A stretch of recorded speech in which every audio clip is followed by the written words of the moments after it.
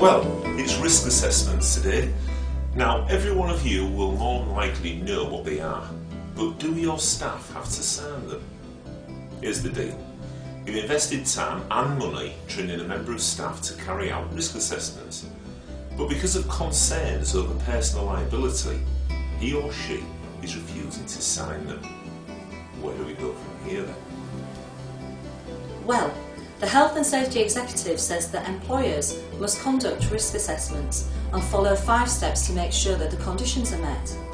The steps are as follows. 1. Identifying hazards in the workplace. 2. Deciding who might be harmed and how. 3. Evaluating the risks and deciding on precautions, e.g. control measures. 4.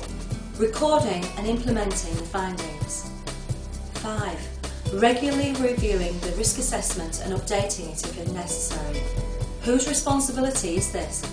Whilst it's important to remember that it is an employer's responsibility to carry out all these assessments, it's also perfectly fine to allow staff to get involved.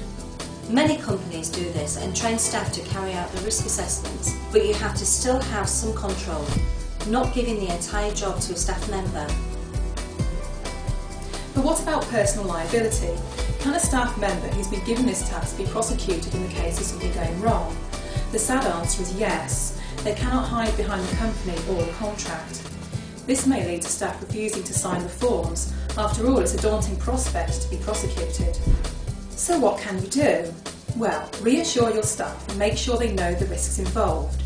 If something does go wrong, they will be asked if they carried out the risk assessment to the best of their ability.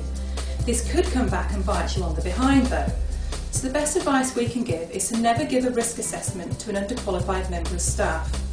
Ensure you know that they know how to deal with it. And that's our top tip for today.